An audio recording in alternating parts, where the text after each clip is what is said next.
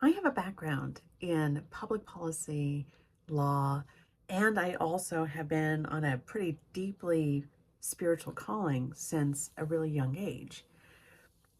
What I am seeing in the world right now has been so deeply challenging for so many of us because for me, the greatest, highest expression of my spirituality is to ensure equality. I was raised with Jesuit Catholic values, as well as Quaker Unitarian humanist values.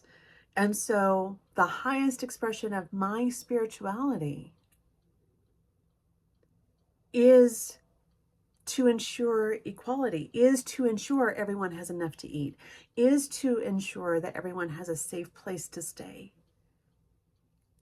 It's why I work in food justice. It's why I work in nonprofit. It's why I was serving folks who are unhoused and helping with disability applications and helping to guide people through these onerous systems that create more inequality. And so for me, the absolute highest expression of my spirituality is to either fix or dismantle unjust systems. And under Project 2025, I would not actually get to practice my faith. Do you realize that? Like the irony of them creating this landscape in which their faith is the excuse by which they project and create inequality, creates an unjust situation for me and many, many others who have a different faith. And so the irony of all of this is that I'm sitting here feeling so deeply connected to so many people who are vulnerable, who have been marginalized by these systems. My heart is with you, and I'm carrying that with me. And I'm watching everything that I learned about public policy and law come crumbling down. And on some level, that was going to come. That was going to happen. I knew that even when I was in law school 20 years ago. Because so many of these systems, this is what you learn in critical race theory, and this is what you learn in actually studying these systems and how they were created and what informed them.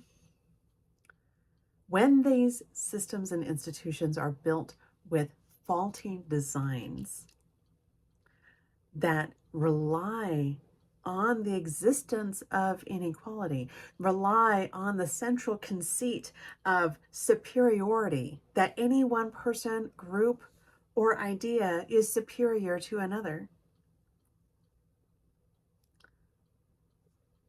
we get these systems that then crush people. And these systems are coming down. It's what we choose to build with that debris and what new materials we choose to bring in that will influence what we build next. And so many people, Christian nationalists, for example, want to create this fabricated framework that, again, embeds these systems of inequality so that they just keep building it up and it keeps coming down and it keeps going up and down and up and down and up and down. And I, for one, am just tired of that. I am tired of watching patriarchy constantly rig the game so it gets to win. And I am getting tired of watching white supremacy rig the game so that it can win. And instead, what we are being invited to do is to actually take a long, hard look at ourselves and a long, hard look at the patterns that we have carried forth into these generations.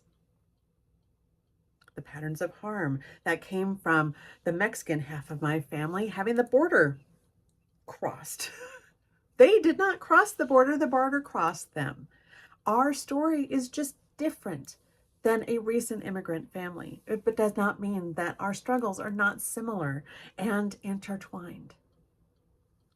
Because the recent immigrant family from Honduras or from Costa Rica is going to leave a gap in our systems of care.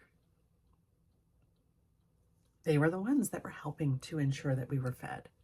They were the ones who were ensuring that our streets were clean.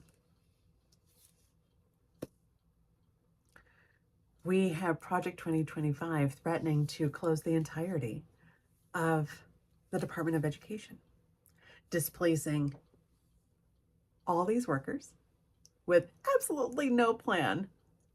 Meanwhile, deporting hardworking immigrants. When you think about the interplay of these things and you realize and you see the true fabric of inequality that is being recreated right in front of our eyes, that should make you want to dig your hands in and take control.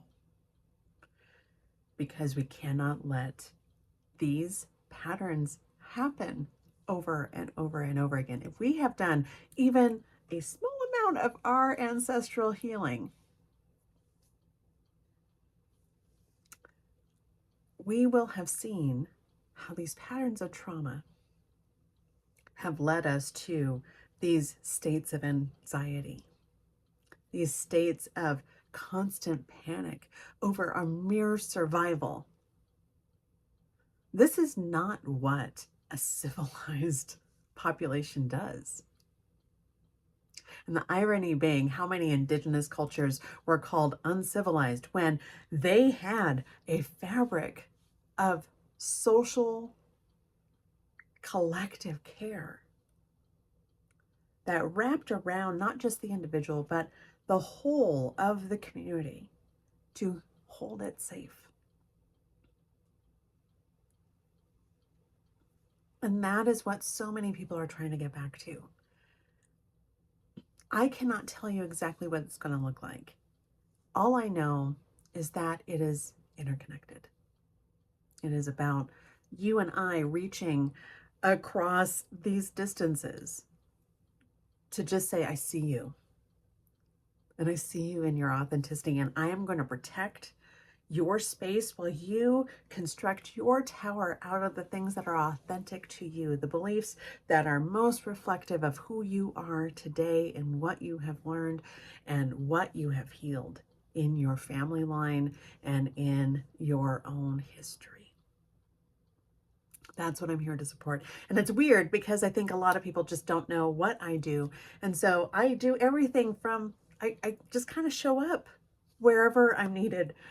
And that could be helping a new board member be the only one like them in the room and survive that so that they can bust the doors open for more people like them to come in, because that's how I started.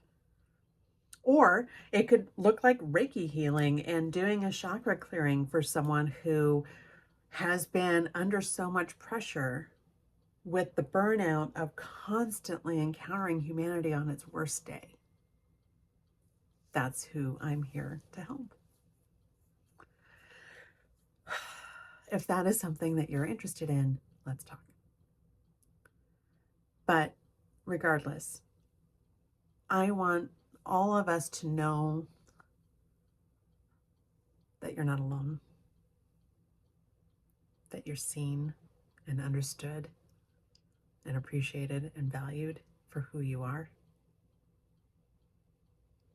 I may not know you personally, but I hope you can feel that love. And I hope you can feel that presence just in this moment. And I hope that all of us can come together to come up with a better plan than what the Heritage Foundation has left us.